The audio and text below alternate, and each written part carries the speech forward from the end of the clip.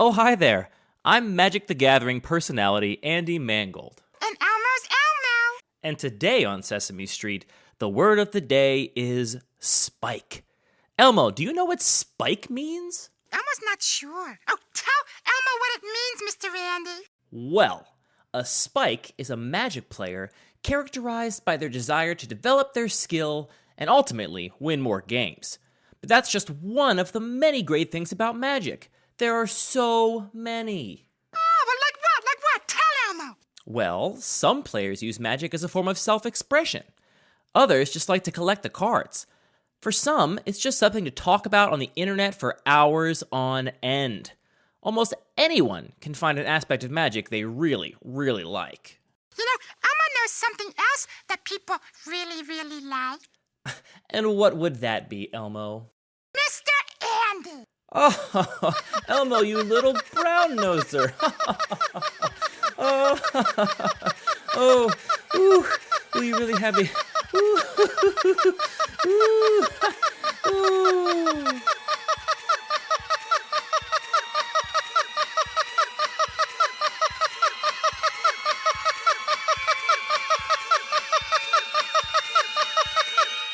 Do some magic for us.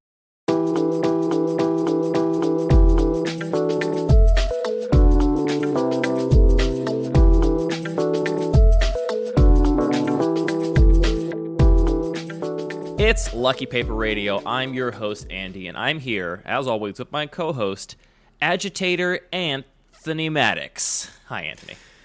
Oof.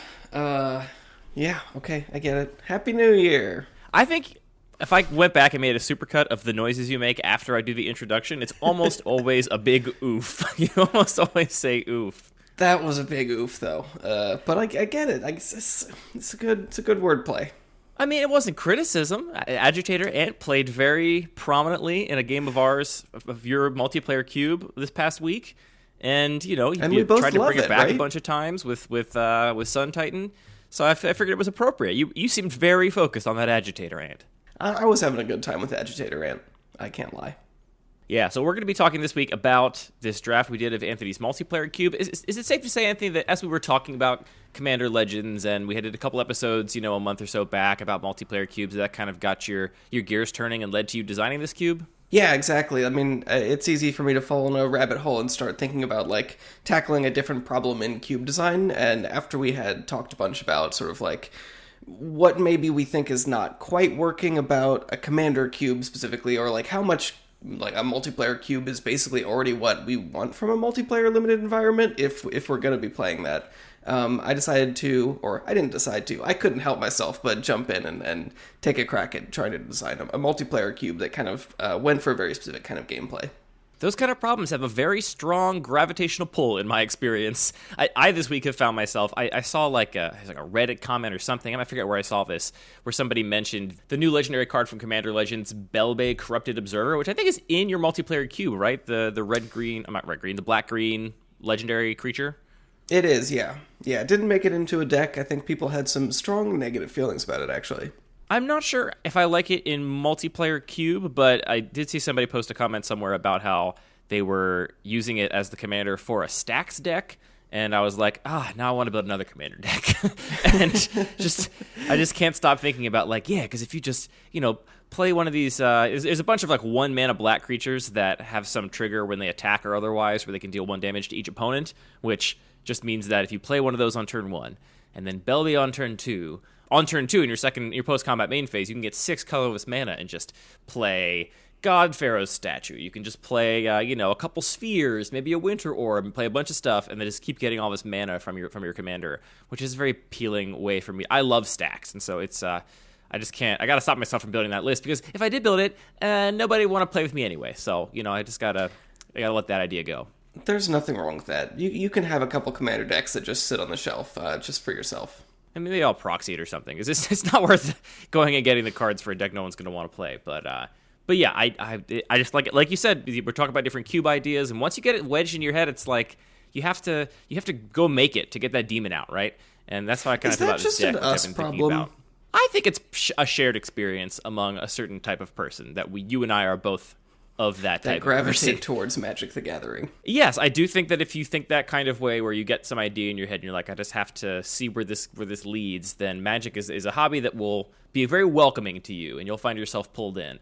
So yeah, I think that's part of it. But I can't. I just got to make the list. I think I'm gonna make the list at least. Maybe I'll rope you into some like online games or something with it. But we'll see. We'll see how it goes.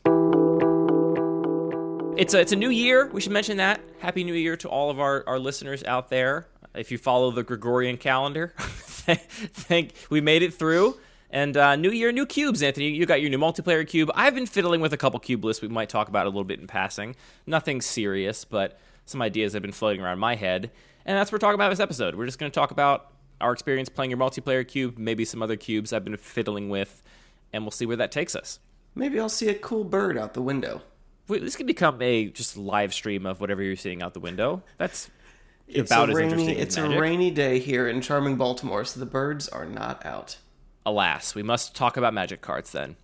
We begin every episode with a pack one, pick one from a cube, usually a listener-submitted cube, but because we're going to be talking about our experience playtesting Anthony's multiplayer cube, we're going to do a pack one, pick one from that this week. These packs, Anthony, you landed on doing a 4 packs of 11 cards, right? Or is it 10 cards? 4 packs of 11, yeah. So the idea was, and this is kind of a pack setup that we found works pretty well for normal cubes doing, or sorry, I shouldn't say a normal cube, but a cube designed for 8-player pods in order to sort of scale that feeling and get the same kind of like number of cards you wheel in a pack, and not just like looking at the same pack over and over and saying like, oh, I'm done with these cards. Why are all these still in the pack? The 4 packs of 11 formula works pretty well. So because this was specifically a cube designed for multiplayer, free-for-all games between 4 players, using that sort of pack size seemed like an obvious choice. Yeah, I like it. I think it's a good size. And I like doing 4 packs too. I think generally trying to adjust the pack size if you have a different number of players so that you're looking at roughly 2 rounds of the table for however big your table is, I think tends to be appropriate. And if that means you do more or less packs, that is totally fine. So I think that works. Did you want to, I mean, longtime listeners will know why you decided not to make this multiplayer cube a commander cube, but did you want to describe briefly why that is, maybe for people that did not listen to our episodes a couple months ago where we talked about that? I don't know that really affects how we'd go into evaluating a pack one, pick one. I think more what I would say, just as like to give you more context, is just say, the thing that can happen very easily in multiplayer is defensive strategies are really, really predominant, and so it can lead to just, taking the sort of dirtiest, biggest walls you can hide behind kind of strategies. So I really wanted to try and experiment with how much we could push proactive strategies and making the things that are actually good ways to win also that sort of like fun, more interactive gameplay where you can't just, tune out when it's not your turn. We had some interesting experience that I think was informed by those design choices that you made, which we can talk about. So I'll read the pack. We have a pack of 11 here. I'll read the cards, and then we'll do rules text for any cards that we are considering for our pack one, pick one. The pack is Michaeloth, Disrupt Decorum, Brazen Borrower, Eureka the Tiger's Shadow, Force of Despair, Goblin Spymaster, Walking Ballista, Devoted Druid, Primordial Mist, Lightning Bolt, and Mythos of Nethroi. What are you looking at, Anthony? This is a pretty easy one for me, and I think you're going to share my feeling that Primordial Mist is, despite what I just said, the kind of wall that I really want to sit behind.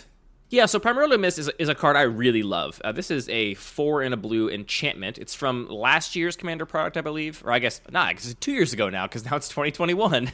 This is from many years ago, the Commander product. And this enchantment says, at the beginning of your end step, you may manifest the top card of your library. So you put it face down as a 2/2, and you can turn it face up for its mana cost if it's a creature at any time. And then it has this other ability that says you can exile a face down permanent you control face up, and then you can play that card this turn. So basically, if the thing you manifested ends up being a sorcery or an instant or a land or something you don't want to sort of have in play as a 2/2, you can exile it face up and then play it from exile, basically, that turn. Yeah, so it's just like super manifest that works with anything. And weirdly, in your cube, I've played this, and like just being able to sacrifice some of your creatures can have weird upside as well. Yeah, there's all kinds of weird ways that second ability comes up. One of my favorites Maybe your opponent attacks with a Batterskull. Right. You want to prevent that lifelink damage. I've had it come up. I've played this alongside Balance, and it's pretty cool and gross to... First of all, Miss is just an enchantment. for balance, which is good because it's, one of the card types balance doesn't care about. And then also you can, exile your creatures into the exile zone, another zone that balance doesn't look at, and then play your balance, and then with the rest of your turn, cast those cards that are effectively in your hand. All kinds of weird little edge cases where that ends up being a very powerful mode. So basically you should think about this as a non-interactive planeswalker that just makes a 2/2 every turn as a baseline. And then the upside from there, just, there's lots of different ways this can be better than that. I am not only looking at that, though. I gotta say, out of this pack, I'm also considering Walking Ballista, which I think is, it's colorless, and it's kind of hard to go wrong with a colorless card. First, you're going to play Walking Ballista pretty much no matter what. This is XX for a 0/0 artifact creature construct. It comes into the battlefield with X +1/+1 counters. You can remove a +1/+1 counter to ping something, any target, or you can pay for to put another +1/+1 counter on it. So this is it's just a very general all-purpose card that I think fits into any deck, and you're very happy to play it most of the time. And there are other good cards here that I think just don't really scale up to multiplayer super well. Like, I love Brazen Borrower, I love Lightning Bolt, but I'm not super excited to take those in a game where, it's not zero-sum. Anything that kind of trades 1-for-1 with an opponent's threat. I guess Brazen Borrower is a little better than that, because you get to bounce something and then still get a creature out of it, but yeah, still, the 1-for-1 stuff I don't think is looking particularly great in a multiplayer environment. So for me, it's between Ballista and Primordial Mist. But you think Mist is a lot better here than Ballista? I think so. And to your point about the 1-for-1 removal, I think the way it has played out so far is that, you still do want a certain number of these effects, or you'll tolerate a certain number of those effects in your deck. There's only so many things that, what are the Soul Shatter?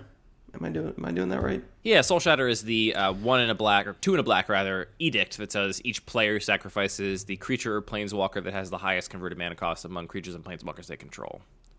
Right, so obviously you'd rather have that kind of removal that can actually interact with all players at once, but in lieu of that, you're still going to want to have a couple of these 1-for-1 removal spells in your deck, I think. Yeah, I'm not super low on them. It's just not as high as they would be in 1v1. For sure. And then we have just Mycoloth is a pretty big threat, but it definitely does not pass the Vindicate test, which is something that I'm definitely thinking about here. It's a lot of work to go around 3 other players' turn and hope your Mycoloth is still around so you can make a bunch of Saproings. And then the other ones we didn't talk about Disrupt Decorum. So this is a 4-mana sorcery that just goads all of your opponent's creatures, which means they're forced to attack and they can't attack you. What do you think about that? I was going to bring this up in our conversation about the Cube. I thought this underperformed pretty dramatically in our games, and it kind of makes sense as to why. First of all, goading is really, I think, only good in board stalls. If you're already in a place where people are attacking each other, then goading is I was going to attack anyway, and now I guess you can't attack Anthony. But we had a couple times where it was cast, I feel in our games where people weren't going to attack you anyway for whatever reason. Either you were already low on life and didn't feel like a threat, or maybe you had a good blocker or something, and then you played Disrupt Decorum and it was all right, well, fine. It didn't feel like it had 4 mana's worth of impact on the game to me to be worth a whole spell. Yeah, I think that's a pretty fair summary. I will say about Primordial Mist, this is also, in the same way that Mycoloth is evaluated differently in multiplayer games. I feel like Primordial Mist kind of falls into this category of, it's a very good card. I think people know it's a good card, or even if they haven't seen it before, as soon as it resolves, they are going to get a quick sense of, oh, you're getting one of those every turn, huh? It's pretty intimidating. And because, again, there are 3 turns between you resolving your Primordial Mist and you getting to untap again, that's a lot different than 1 turn, right? It's a lot more opportunity for players to adjust their evaluations and to point resources at you. And so I think that's a card I'm also lower on in multiplayer in terms of card evaluation than in one-on-one. It's still, I think, one of the better cards in this pack and one of the ones I'm considering, but I guess I feel like Ballista is nice because colorless, and it's also nice because it is also a card you can just kind of sit behind. If I'm holding up would-be instant speed interaction to see if my opponents are going to attack me with their creatures versus somebody else, or to maybe counter a particularly important spell or something, I'm happy to then just put more counters on Walking Ballista, before I untap, if that's what the game demands. And I also feel like playing a Walking Ballista is not going to make me a target, which gets into this weird kind of game theory problem I think we'll end up talking about quite a bit this episode, where we talked about this with the people we play tested this cube with, where it was well, I didn't want to take that card because it would make me a threat. And it's well, you are trying to win the game, so really, you're not just going to play a bad deck and hope that everyone ignores you until you somehow squeak out a win. You're trying to make your deck as good as possible, and so, what's the weird balance? It feels like a paradox to try and make your deck as good as possible while not looking threatening. But yeah, I feel like Pro Minimus suffers from that problem in that I feel like, frankly, I think the card was designed for it was a commander card, so it was obviously designed for multiplayer, and I think it is balanced in terms of its effect and its CMC to make the most sense in a multiplayer game, which is why I think it ends up being good enough to see play in like even the most cutthroat cubes in 1v1, because it's like really costed in an environment where it would be worse. In one-on-one, when you just get to make a 2-2 and then make another 2-2 and another 2-2, it gets out of hand really quickly. So anyway, that's my reasoning behind my pick, I think. That is our pack from Anthony's Cube. If you want to have your cube featured on Lucky Paper Radio, just send it to mail@luckypaper.co and include your name, how you want to be credited, your pronouns, and we'll put it on our list. Anthony, what were your takeaways from... This was the first time you ever playtested this cube, right? Or had you done any like one-on-one playtesting with somebody else? No, the only other playtesting I had done was just doing, simulated drafts on Cube Cobra to see what kind of the decks could look like, which is, obviously it's a great start just to sort of get sort of a bracket, like what are the things you expect to happen, can you get like the density of cards you want for certain kinds of decks, but it really doesn't tell you as much as actually playing games, obviously. So, what did you think of the playtesting? We ended up doing a draft and then playing 2 games with the decks we drafted with the 2 other players we were playing with. And what were your big takeaways? Well, first of all, I was delighted that people wanted to play another game. I wasn't sure that would happen. I think overall, my goals were definitely to try and create, a multiplayer environment that has as much interactivity and strategic depth as possible. Meaning you're not just going to cast your big spell, pass your turn, hope it's still there when the turn comes back to you. And is much more focused on figuring out what your opponents are doing and trying to evaluate who's really the threat and how to point your resources at them. And I think overall that was pretty successful. Players were not just shooting off all kinds of haymakers. The games went pretty quickly, which also was sort of a aspect of that goal, because, if I don't want to get into the kind of gameplay where it's like, oh, well, I feel bad about eliminating a player because there's another hour and a half left in this game, potentially. So I think just creating a little bit of a faster gameplay will lead to a more...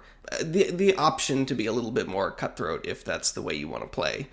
I think the biggest thing in terms of the way that the game actually looked that surprised me was that it was actually just much harder to stick creatures and keep your plan working than I expected, which meant that I sort of fell on the sword of just trying to draft the Boros deck and see if that worked. And a lot of the cards like Disrupt Decorum, which we mentioned, which interfere with your opponent's creatures, just didn't really do that much because there wasn't as much in terms of creatures going on as I expected. Right, it's not like you were goading 12 creatures with Disrupt Decorum. It was like 3 or 4 or something. Right. And, maybe one of them was like some dinky thing that doesn't really matter if it attacks or not.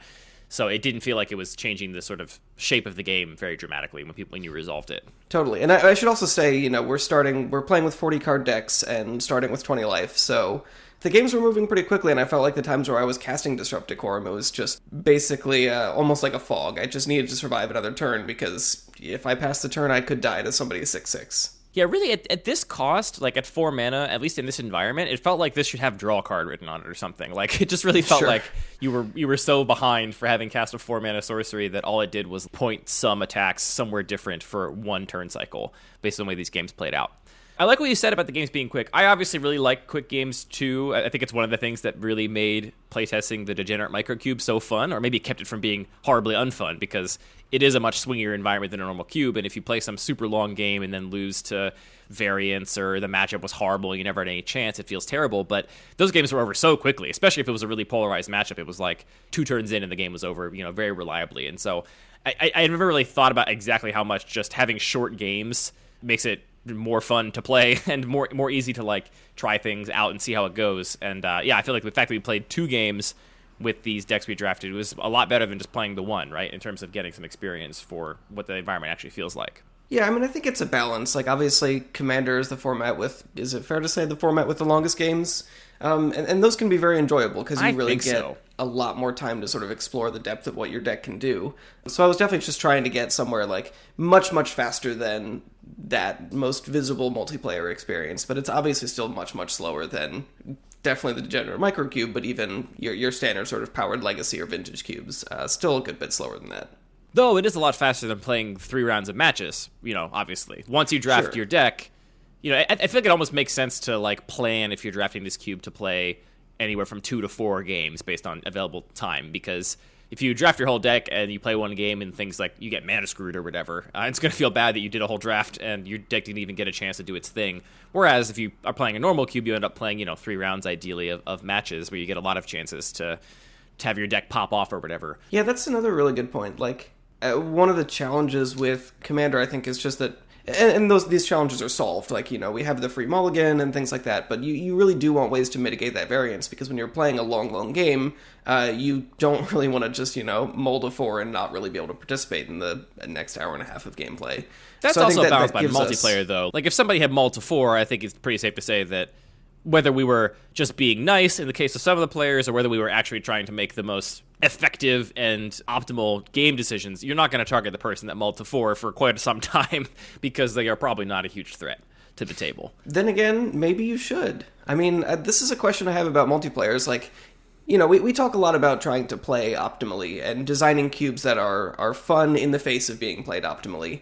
And I don't think we're saying that because we think that is the way to have the most fun or that is the correct way to play. It's just that it's very easy to design an environment where if people aren't showing up and, are making a good effort to have a good time, it can just end up being that the optimal strategy sort of degenerates to one specific thing, and it kind of leads to not the best experience. Yeah, well, this is an important point. I want to explore this a little bit, because I think of both of us, maybe you disagree, I think of both of us in the grand scheme of enfranchised Magic players. I think we're definitely on the spikier side. You and I want to be good at the game. We want to figure out how to make optimal decisions, and that's largely what is fun about it. I mean, there's all kinds of things that are fun about Magic, but we used to have people show up at our local game store occasionally to an EDH pod back when we were playing tons of EDH, and maybe this person had built a total joke deck, right? Maybe it was just a chaos deck that wasn't even trying to win the game. It was just casting all of the weird enchantments that make it so when you cast a spell, it actually casts a different spell, and it was just copying spells or just doing a bunch of ridiculous stuff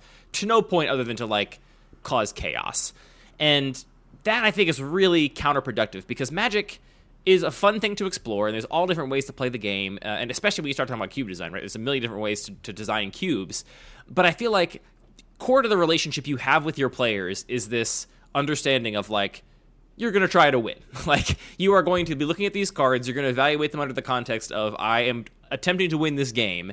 And if your players aren't doing that, then you really have no foundation on which to make any cube design decisions whatsoever, right? If your players are just doing whatever they want and they don't care about winning, and they're just going to draft their favorite pictures, or they're going to draft their favorite colors every time, even if it's proven to be not good in that environment, then all sort of it's the foundation on which we talk about any kind of cube evaluation, which I think is important to note only because not everyone considers himself spiky, and maybe they design their cube to not necessarily be a spiky environment, which is totally fine. That is a completely valid way to design something. But even if you're not spiky, I think you still have to design any environment with the understanding of players are going to try and win, and what do these players that are going to be trying to win, what are they going to find in this environment? How are they going to accomplish that goal? What is their experience going to be like? Because that is the core agreement of the game, the agreement you enter into when I think you sit down at a table to play Magic.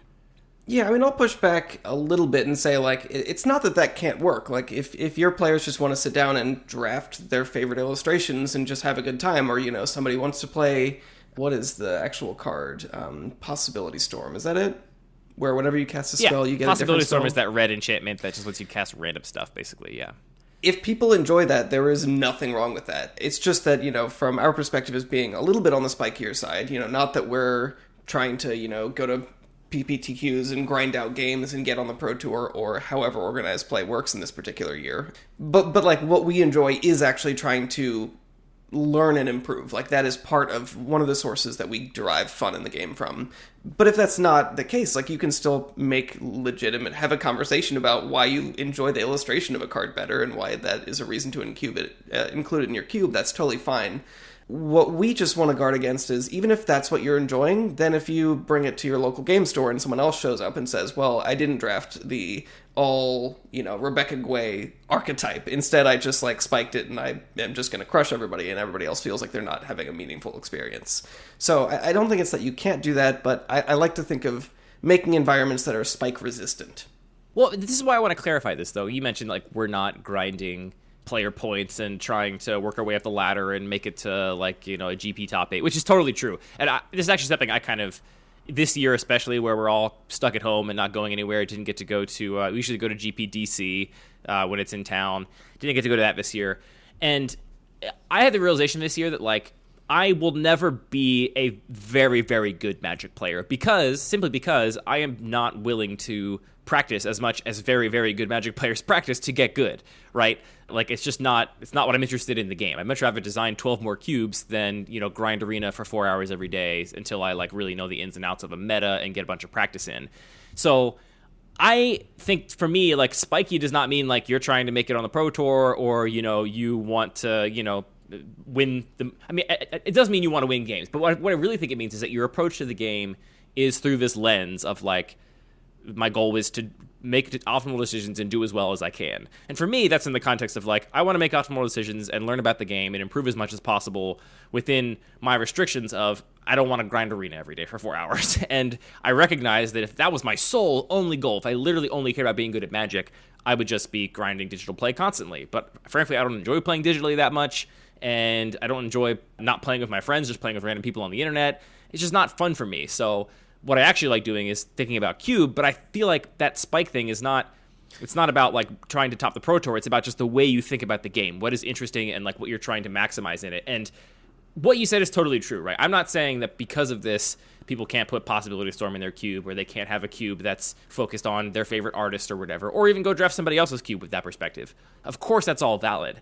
What I mean is that if that's your perspective, that's fine, but there isn't any common ground on which to, like, have any discussion about that environment. Like, if you're like, this is my environment where I put all my favorite, like, illustrations in a cube. Those are your favorite illustrations. There's no room for someone to say, like, you're wrong about your opinion of art. Like, that wouldn't make sense. That wouldn't be a helpful conversation. Right. So it's like, that's totally valid. It just means that there's not, like, we're not going to do a podcast about how to think about your favorite illustrations better and differently, or how to, like, you know, change your perceptions of the cards you like the most. Because sure, we can do an episode. I have a whole list of cards I think have pretty illustrations for various reasons. But, like, the discourse we have around Cube, this podcast, all the conversations and all the online communities and the subreddits and on Twitter and all these discussions, we do our perspective surveys, like, all of this is based on this foundational assumption that you are playing the game to be better at the game, and you're designing a cube with the expectation that your players are going to sit down and do the same thing. Because if you don't have that expectation, then none of this matters, right? Like, you can do whatever you want, but at the end of the day, it's like you're just kind of doing your own thing and making your own project if you're not working with this base assumption of this is what players are going to do. That's what the game is. It's like, I described this to somebody once. I remember I was trying to describe to somebody specifically who brought a Chaos deck to an EDH pod. I was like, it's if we all sat down to do a NASCAR race, and then you start driving backwards and throwing, you know, rotten food out your window at our cars, and you're wondering why no one's having fun. It's like, we're trying to race here, and that's what we signed up to do. And you kind of just doing this thing that is not at all in the spirit of this competitive game really kind of throws a wrench into the thing. I mean, it's less like that. It's Possibility Storm literally says players don't get to make decisions anymore. You just get a random thing every time you play a card. And if you're showing up there because what you value about the game is making decisions and seeing what strategic value those decisions have, you're literally just taking those decisions away. So you're just negating the game for some players. But again, you still get to decide what card you cast from your hand, which means you can choose different card types. Sure. I don't want to get letters about how Possibility Storm is interesting and cool. And listen to me, I had whatchamacallit, what's that guy you can't kill? Norn the Wary. I had a Norn the Wary deck for a while that played Possibility Storm because that was good in that deck for complicated reasons. Editor's note. Did I confuse Possibility Storm with Confusion in the Ranks? Yes. Yes, I did. You should try and record a podcast for an hour where we talk about Magic cards. It's very, very hard. So there are reasons to play Possibility Storm, even with a competitive edge. That's all I mean by that, right? Like, I think sometimes the spike psychotrope, you know, this idea that, like, do people actually know these psychotropes? Like, it's always so weird to me when these, like, industry terms come into us normie world. Do people know these terms? I guess we'll briefly describe it. We keep saying spike. Like, Mark Rosewater and the rest of Magic research and development has talked about how they are always trying to make cards for all different kinds of players, and to that end, they have designed little shorthand heuristic buckets for groups of players that care about different things, and the bucket they have named for players that care about winning the game, care about playing optimally, care about making, effective game decisions is the spike bucket. And I think in the Magic world, that has a lot of baggage associated with it. And people think that spikes are like only care about winning and don't care about having fun. And it's like, well, actually to them, that is what's fun for the most part, is like trying to make optimal decisions. And like me, I try very hard to not care if I win or lose a game of Magic. And I have days where I'm better and days where I'm worse at it, right? Like sometimes it does get under my skin a little bit. If I made a mistake specifically, for example, it always bothered me more than if it was just random chance.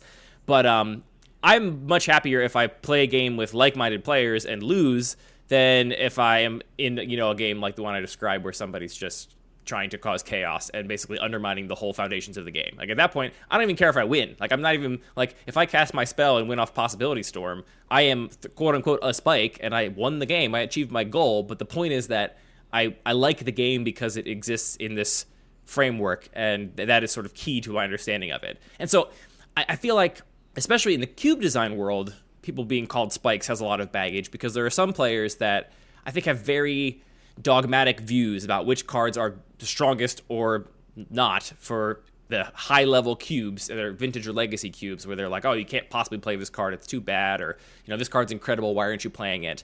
And those people, I think, sometimes rightfully so, get this like reputation of not listening to you when you're saying you don't like a card, don't care about it. They're not listening to your goals. They just have this dogmatic approach of like, play the best cards. That's what cube is. And I want to emphasize that I think to some degree, like if you're designing a cube to be played by others, you have to have some bit of what some people might call a spike mentality. And what I just described is not it. like Yeah, spike mentality just means I would want to you push are back thinking against in terms that a lot. Where it's like, I think that some people say, oh, well, designing a spiky cube is designing a cube with the best cards. And I don't think that's actually...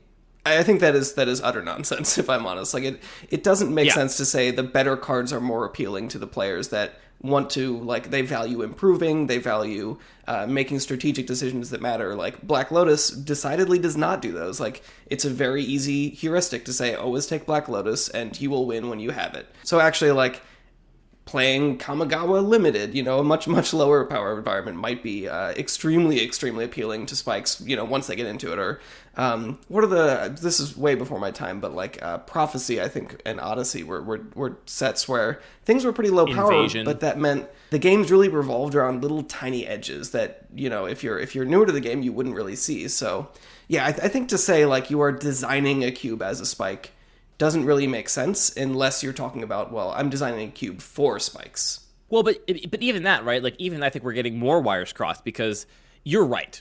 Powered Vintage Cube is, in my opinion, like a pure Timmy environment. And this is another phrase that, like, me saying that, some people will hear that as a slight on Vintage Cube. It is not, right? Like, I'm saying that people like Vintage Cube because they like playing with these big swingy cards and like the story moments of like, I killed somebody turn one with my Storm deck because I had this perfect hand. We just got out of a season of Wizards offering Vintage Supreme Draft on Magic Online, where they had their Vintage Cube, and Supreme Draft is you take every pick is a pack one, pick one. So it's really not even a draft, because you're not ever getting a pack that somebody's already taken things out of. You're getting like an incremental, very large sealed pool, essentially, you're building your deck from. And that environment, especially, like, is just, rotten with turn one wins. And because it has the most powerful cards, I would argue it is actually a distinctly not spike environment. Because, again, spiky players, theoretically, should care about making the right strategic decisions to play optimally and be rewarded for that. And if you're playing in an environment where half the players have Black Lotus or a bunch of Moxen in their deck, you're going to lose a lot of games just off of pure variance. Your opponent had a much better hand than you because their cards are way more powerful than yours, and you didn't have an opening hand that could compete. And so you, as a spiky player, would ostensibly not like that environment as much, because decisions are being taken from you, and the games are not decided by the thing that you ostensibly care about. To color that, though, like, we're talking about this in a very, like, hard lines, black and white kind of way, but no player fits any one of these psychographics. Like, we shouldn't strive to fit these psychographics. Like, those are the labels that Wizards use to talk about the extremes. But everybody enjoys all of these aspects of the game, self-improvement or self-expression through the game, or sort of seeing wild, big things happen. All of these things are what makes Magic great. The degree to which you value all of these, which you probably do value all of these to some degree, and the proportion is different for everybody, which is honestly what's great about the game, that we can do the Supreme deck, have our I always mix up the other two that aren't Spike. Have our Timmy moments. And then we can come back to, drafting retail limited, where we can be real Spikes about trying to get the nuanced edges of what's our 23rd card between these, two pretty lousy options. All of these are great and different experiences. So the other wire I think it's getting crossed is that some people think designing a spiky cube means being spiky about the evaluation of the cards that go into the cube, right? Not designing an environment that, when it is drafted and played, rewards a spiky mindset to the game, where you are. Yeah, you're right. So it's just a matter of not people not using labels in the same way. It is totally fine, which is a perennial problem in cube in everything, but especially in cube design. We have a lot of, I think, labels that get used differently by different groups of people, and that causes weird miscommunications. But yeah, there is a group of people that what they really care about doing is, in the same way that a Spike would like a constructed format, in the sense that they would basically spend a bunch of time trying to brew decks, figure out the meta to break this constructed format, right? Like if you're a Spike in Modern, what we mean by that when we say that is not that you're trying to find the Modern deck that leads to the most interesting decisions for you. You're trying to find the Modern deck that's going to win the Modern meta and beat all the other Modern decks, right? And I think there are some people that their approach to cube design is I'm trying to make my cube as powerful as I can, maybe within a set of given restrictions, almost always within a set of given restrictions. But what they're looking to do is cut bad cards and put good cards in constantly. With every set that comes out, they just want to make the cube better and more powerful, which sounds like it kind of makes sense when you think about it in passing, but actually I think really falls apart to any scrutiny, because I think it does totally make sense. But I think that we should be more thoughtful about our motivations. And when we enjoy doing that, really what we're saying is we have certain nostalgia and attachment to these cards, or, we legitimately enjoy the kinds of gameplay that certain cards lead to, but it's not taking into account the fact that power level is relative, and you can't say, I am making my cube more powerful. Almost just doesn't make sense. Right, that's my point, is that it really does fall down because, one of the classic points of tension in the cube community between who I would describe as this group of people that's trying to make their cube as powerful as possible at all times, and anybody else with any different goals, whatever those might be, is they oftentimes will disagree on a single card evaluation. And one that has come up a lot perennially is Oracle of Moldiah. And Oracle of Moldiah is a card that a lot of very competitive, very skilled players among LSV, Anthony's archenemy, will tell you is a incredible card, maybe the best card in green in a powered vintage cube, the card that you'll splash in your blue deck and make you want to be in green. And just to read, Oracle of Moldiah is 3 and a green for a 2/2 that says you can play with your top card of your library revealed, you can play lands off the top of your library, and you can play an extra land each turn. So some people are extremely high on this card and maintain that it is one of the best things you can do in green. Other people, and I count myself in the second camp, feel like it is too swingy to be worth its slot at 4 mana in green decks, and dies to too much removal too quickly, such that it becomes a bit of a liability. The ceiling, undeniably high, because this card basically can both ramp you and draw 2 cards a turn if left unchecked, and if the top of your library is amenable and, falls the way you want it to fall. But I used my cube for a long time, and too often I felt like it whiffed on the top of your library and then ate any old removal. Or, the fact that it's a creature is kind of a liability, because it can just die, and as a 2/2, it comes down on turn 4 or later, it's not really going to do anything meaningful in combat. It's not going to pressure your opponent, and so it was awful against aggro, where you didn't care about ramping and didn't care about drawing cards. All you cared about was stabilizing, and now you're playing a 4-mana 2/2, feels terrible. And so there's differing opinions on this card, but to the point at hand, one of the major distinctions that people were never really acknowledging when they were talking about the differing evaluations is that a lot of the quote-unquote spikier players, I'm saying quote-unquote because as we've established, we're talking about somebody that is just trying to make their cube as powerful as possible, not that their cube is necessarily cultivating an environment that is friendly to spike players, just that the cube is as powerful as it can be. We're running higher densities of cheap removal than a lot of other cube designers, for whatever reason. A lot more than the MTGO cube, a lot more than a lot of other cube designers were including.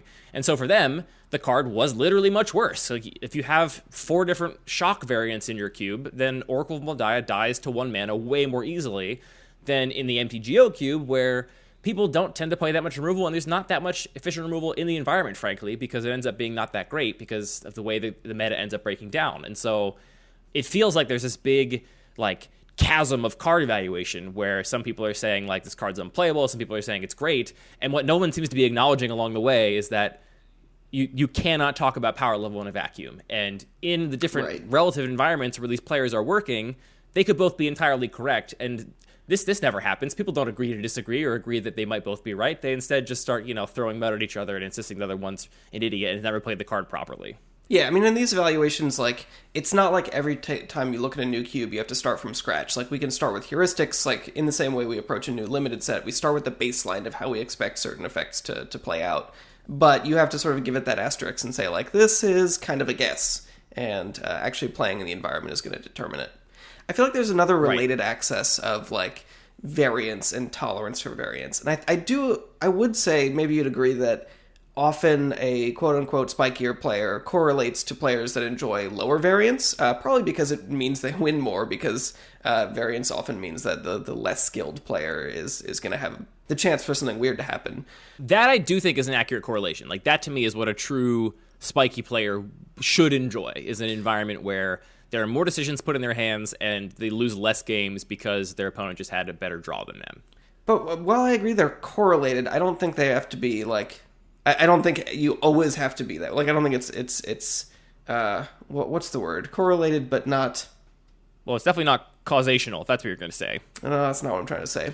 What I mean is that earlier, players aren't binaries, right? Like, nobody is a 100% pure spike, at least... I've never known anybody. I mean, like, we're talking about somebody that's a pure spike. This would be somebody that would be happy to play with, like, post-it notes that just had numbers and no, names on the cards, just had unique identifiers for the names and no art and, no flavor text, and the abilities were not trample. It was just, like, ability 4 or whatever. Like, every player has a lot of these different sort of motivations in them, like a lot of them. There's nobody that doesn't have at least a big chunk of them that's a spike, or a big chunk of them that's a Timmy or a Tammy or a Johnny or a Jenny. Like, there's all kinds of these things inside of everybody. For sure.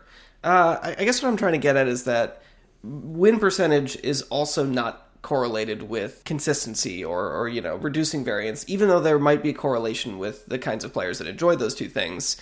But, like, the other conversation that I see come up a lot is, like, well, we have Baneslayers, we have Mulldrifters, and often the conversation is colored that, like, well, if you're a spike, you like Mulldrifters better because you like the consistency of sort of knowing how your card is going to play and give you more flexibility.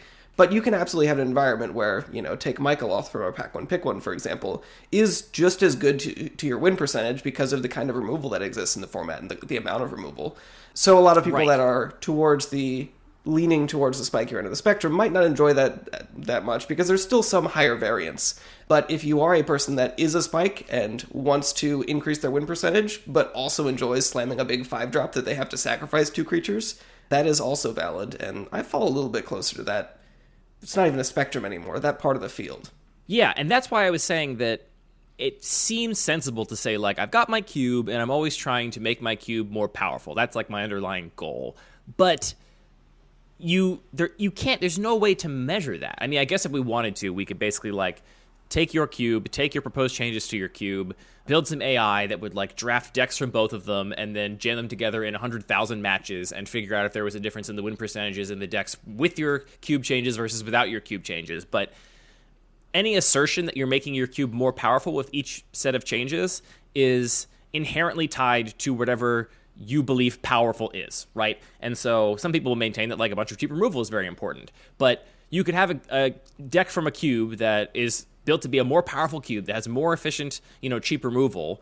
But if you're playing against somebody that has, an environment with a bunch of Baneslayers that all have too much toughness for your, like, cheap removal to matter, like, they don't have any targets for your shocks anymore because they're playing this, pure mid-range, Timmy cube or whatever, Tammy cube that's just got giant creatures in it.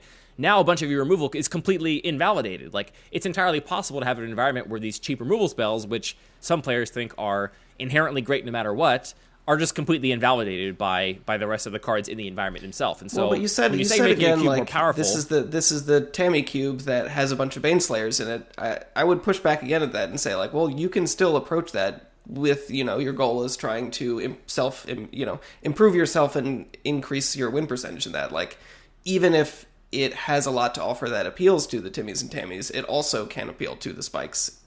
maybe if they're right. willing to. I'm being reductive and using a bunch of shorthand here to try and get ideas across. But yes, I mean, to your point, like, there are plenty of environments where the objectively correct kind of deck to draft, I shouldn't say objectively correct, there are plenty of environments where the seemingly correct deck to draft to have the highest win percentage would include a bunch of cards that a spiky player might never choose to include in their own environment because they don't like the play patterns they lead to. They don't lead to like interesting decisions. But if those are the cards that are win the most games, and that's what you care about as a player, that's presumably what you want to do.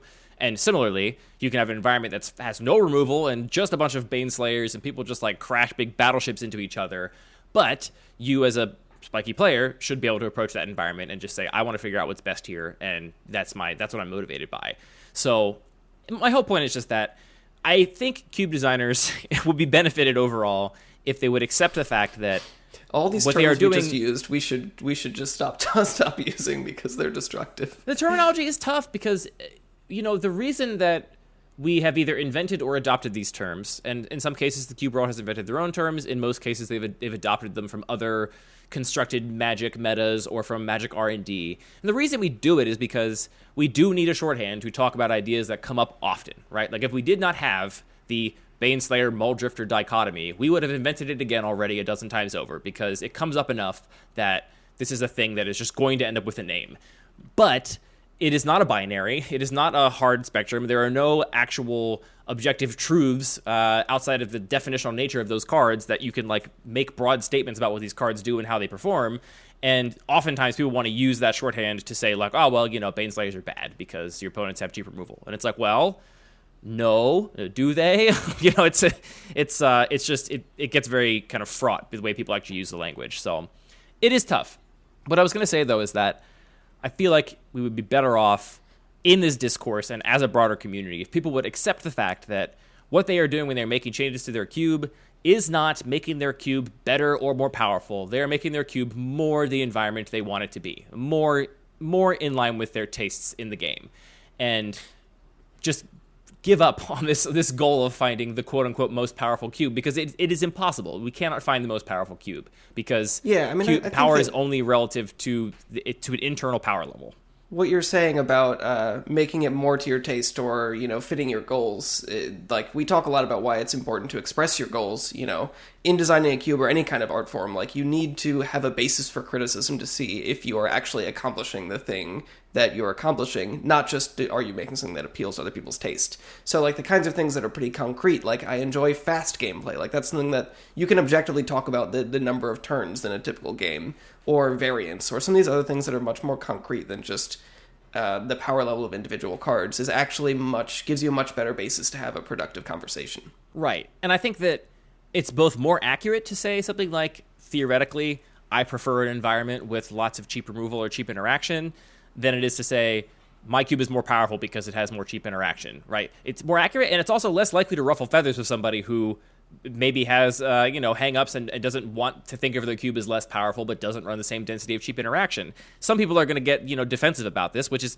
partially on them too. Like, people should also strive not to be defensive, but I feel like it's only counterproductive when we end up in these weird discussions around, like, which card is more powerful. It's like, that's just, I don't know. We can observe the things that are like true about the cards and talk about what differences exist between them, but I really don't think there's ever a reason to say like, and therefore this one is more powerful than that one. I mean, you can make some objective arguments for why Lightning Bolt is effectively just way better than Shock. Not literally always. I don't want to get letters, but almost always just better than Shock. So I don't know. We really got off topic here a little bit. Even if you can, like, say with some concreteness, this card is more powerful than this card in this particular context, when we're not, trying to master a limited format, but instead we're trying to design a cube, that isn't an objective statement of value. It's not necessarily that the card that is more powerful is better. It might also lead to gameplay that is not to your goals.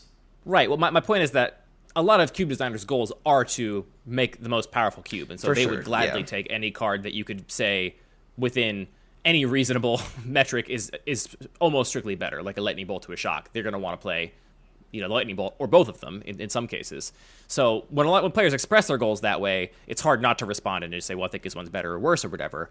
But yeah, really, like, it's more work, but it really only makes sense when we talk about these things in the context of people's goals, right? Because yes, lightning bolt's more powerful than shock 99.9% of the time, but does it mean that now your red decks have a really cheap and efficient answer to a whole nother chunk of your creatures now, everything with 3 toughness instead of 2, such that a whole deck now is, largely invalidated by this one removal spell? And obviously one card is not going to change things that much, but making decisions like this over time will lead you basically...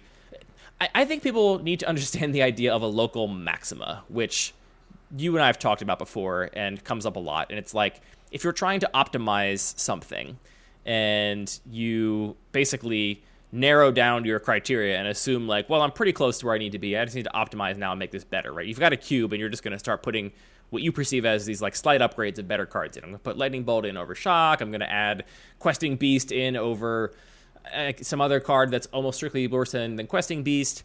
What you're doing is you're approaching this very specific maximum. You are, in fact, making the cube better, but better with him is very specific set of goals. And if you were to dramatically reimagine the cube, completely change the density of removal, completely change the density of planeswalkers, completely change the density of board wipes, add 20 more cantrips or something, like the cube would change so fundamentally that all of the assumptions you had that were these quiet assumptions around cards that surely must be good might not be good anymore, and you would have to kind of completely reevaluate things. And in these little local maxima, like, there is really difficult to compare to other local maxima of, like, if I were to put twice as much mana fixing in my cube, which cards would become better, which cards would become worse, which cards would become so much worse I would have to cut them because they were no longer making the main decks, and which cards would I put in over them that would now be better cards, but in the previous cube that had half as much mana fixing weren't playable at all. And what does that mean in terms of whether this new double the mana fixing cube is better or worse than the old cube? Like, you just can't, every cube is its own little universe, and you just actually can't compare them in that way. I feel like we just had a little dueling monologue rant about psychographics. Sometimes that has to happen, Anthony. That's the point of having... What's the point of having a podcast if we can't occasionally have parallel monologues about gripes we have with the way the community talks about things? That's what the whole point of this is. Anyway, your multiplayer cube, did you have fun with it when we drafted? I had fun, and I didn't do well. My deck kind of was non-functional, but I'm optimistic about it still. Yeah, I mean, I guess just to bring this back to the multiplayer cube to put a bow on it, my I like how off track we got. I'm good with that. My experience was, I definitely in multiplayer games want to be doing the thing that you explicitly wanted to not make the best strategy in the cube. You talked about, like, building up a wall, just playing defensively, and packing answers only when you needed them for your opponents who were actually threatening you, and then, winning the game in this kind of like long, drawn out, inevitability kind of way, which was definitely my natural desire in playing multiplayer. It's what I wanted to do. Do you like that because you think that's fun and it's like an interesting kind of gameplay for multiplayer, or it's just what you're conditioned to enjoy because you think it is optimal? Yeah, I guess maybe like it is wrong. That is the strategy that I approached this cube assuming would be the optimal strategy. And even using words like optimal strategy is very fraught, I think, in multiplayer, because you could just sit at the table, and no matter what I drafted, all three of you could decide, and Andy was a jerk this afternoon, let's just kill him first. And then it wouldn't matter what I did, and there was no optimal strategy, because I had no hope. So it's hard to say that in multiplayer anyway, and really this experience having drafting this cube was a good reminder that, like, I don't like multiplayer Magic really at all. And that's actually kind of a testament to how good EDH is, because I do like playing the occasional game of EDH. And here's another car metaphor that maybe is inappropriate, but is the way I think about EDH, which may not comport with other people's imagination of it. When I think about drafting a cube or playing retail limited, I do think about it as racing. It's like we are building our deck, we're building our little car, and the goal is we're going to race down this track, and whoever gets to the end first is the winner, and that is our goal, right? That's our sort of shared understanding here. And when we are playing EDH, I really think about it as, instead of that, it's like, we all went down to Main Street and, we're driving real slow in our cool cars next to each other and looking at the window and going, that's a cool thing on your car. Like, where'd that come from? I got it over here. And, what's your car doing? I've got these lights on the bottom. That's pretty cool. That's what I think about EDH as. It's like, we're still making our way down the street. Someone's still going to get there first, but we're really in it because we like this creative deck building and combining cards in novel ways and doing kind of weird, unexpected things. And it is more of a social experience for me than playing normal Magic is. I mean, Magic is still, there's people involved, but it's less about getting caught up on their day or whatever and more about the actual game. So this cube for me felt like it was kind of in the uncanny valley where you are explicitly trying to make it a more spiky, there's our problematic term, there's our word of the day, an environment that is more about making optimal game decisions and trying to discourage the pillow forty, just sit behind your own walls thing and get the games go over quickly and make combat matter and stuff. And it was this weird combination of just, I don't like multiplayer Magic that much, and then it took anything I did like about EDH away because I wasn't building my own deck in the same way. I couldn't just like put cool cards in it. I was drafting my deck, and it just ended up being a weird combination that was not really for me. Yeah, I think you're totally right. Like, EDH really is so much about deck building and, personal taste and self-expression and an opportunity to explore all that Magic has to offer, with basically no ban lists and anything goes. So I think that's really kind of what this highlighted to me, was that a lot of people are interested in playing limited multiplayer because EDH really does also have this problem that everybody has to be on the same page about making a good faith effort to have a good time. And if you're really trying to optimize it and just say, well, I'm going to show up with my deck that combos out on turn 2 and no one else really gets to play, that's not that hard to do and doesn't really contribute to a fun gameplay for the group.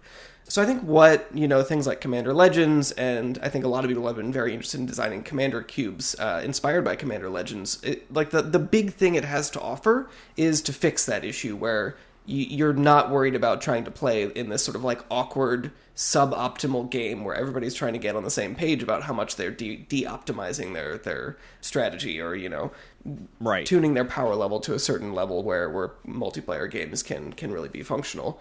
And a limited environment solves that, but I don't really think... but at what cost? It can give you that experience of, having that deck that you really love and knowing all the little details of it and all the little combos. So I'm still optimistic that we can design a fun multiplayer cube experience, and I'm still very convinced, I don't know how much we actually talked about this, but I really don't think that the commander-specific rules, like having a commander in the command zone, the color identity rules, the huge life total, the 100-card deck, I don't think those do the same thing in a limited environment that they do in Constructed, because as Absolutely. a drafter, you don't have the opportunity to get that same experience of saying, like, well, I have this elf commander, now I can draft every single elf, or, not draft, but find every single elf, every card that functions in a new way because I have this commander. You just don't get that experience in a limited format, I don't think, no matter what. Right. So it was definitely an interesting exercise to see both that I don't think we can accomplish that in a multiplayer format, so maybe we should either just not try and make limited commander at all, or we should find out what really is fun about multiplayer and try and lean into that in a different way, because draft does solve some of those issues. I agree, and I agree wholeheartedly that the commander-specific rules, when applied to a drafted environment, are clunky and nonsensical. They exist for reasons that benefit the constructed meta, but have no benefit in limited, and just introduce extra rules that are only complicating things. Right. The one exception maybe being actually having access to a card every game, like a commander style equivalent, like forget color identity, maybe even forget legendary creatures or whatever. That is something that is kind of fundamental to the format that maybe could be revisited in some kind of limited way that wouldn't be super clunky. But again, I don't see how that translates really at all. Go ahead. Like, I think that is valuable and Constructed because you want to make these obscure cards effective, and having access to this one legend that interacts with them allows you to do that. But you're not doing the same thing in a draft. And also, if you're just playing a single game, it's not like, okay, I have this one card that, I'm guaranteed to have in my opening hand. Sure, if you just instead drafted 6 legends, one of them is going to be in your hand. It doesn't reduce variance in a way that I think is actually that compelling.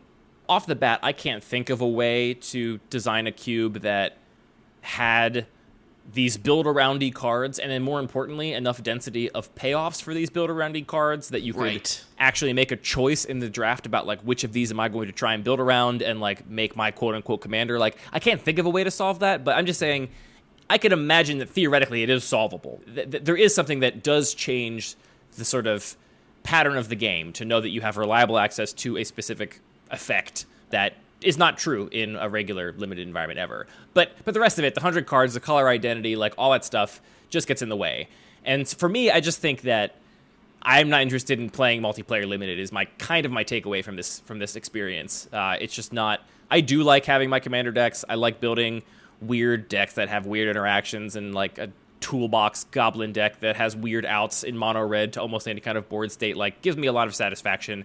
I was talking earlier about how this Belbay Corrupted Observer Stacks deck is like wedged in my brain. I'm gonna have to make a list just because I can't not do it. I have to do it because it's like it feels like it's sounds healthy. So healthy. I'm a normal healthy guy. Everything's fine. But yeah, it's just a very different thing, I think, than what is interesting about any kind of limited. And I'm not sure they combine for me personally, but that's just me at least. There's just no other space that I want to play Agitator Ant, so I must continue my quest to make this cube the best cube. If I'm being a really spiky cube designer, that means I want to design a cube that the most people really find enjoyable as possible. We've talked so much about the things that are combined, or the things that are overlapping about EDH and cube, specifically like designing EDH decks and designing cubes, and that for me is one of the biggest things. Like, what gets me really excited about a new cube is when I kind of unlock a whole new set of cards that otherwise were not viable, didn't do anything, that now can do something. We did not talk about it this episode. Maybe we'll get to it next episode, but one of the cubes I've been fiddling around with is a list for a combat trick-focused cube, which is a type of card I've avoided in all of my other cubes for a variety of reasons.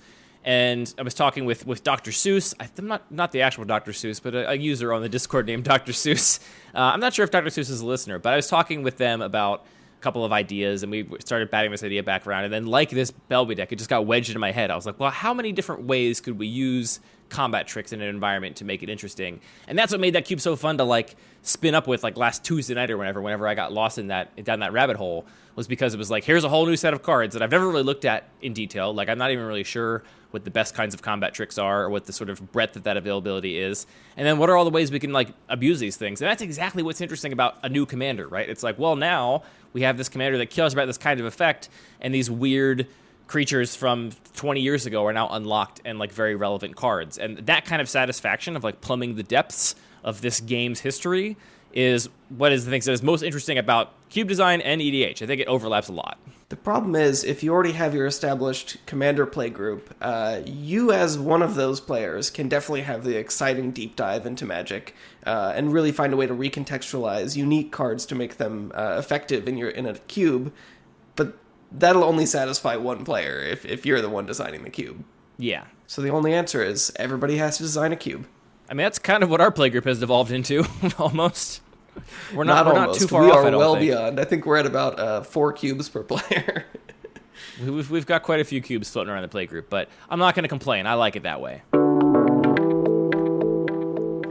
This has been Lucky Paper Radio. Check out our website, luckypaper.co, if you want to see more articles, see more podcasts, see what we're up to over there. We had a good year last year. I got to be honest, Anthony, I didn't write as much last year as I wanted to, but I did write longer things than I expected to, so maybe that's a fair trade-off. And then this year, we have a lot of stuff in the works, a lot of things we're planning, so stay tuned on luckypaper.co. You have any closing thoughts? Just to wish everyone a happy new year. Let's really spike this one. Yeah, let's as a society, let's approach this year with the shared understanding that we're all trying to make life better for everybody. Right. We're being spikes, but that is the goal. We're being spikes for everybody's quality of life, okay? Everyone, let's get our shit together. Don't be a Timmy and just try and put as much money in a pile as possible. Yes, yeah. Stop doing that. Jeff Bezos, the worst Timmy. Thank you to DJ James Nasty for producing all of the music on Lucky Paper Radio. Thank you out there for listening and for reviewing the show on iTunes, which I know you're about to do right now. And thank you, Anthony, for recording a podcast with me. Did you already use up your sign-off when you said, have a good new year? Yep.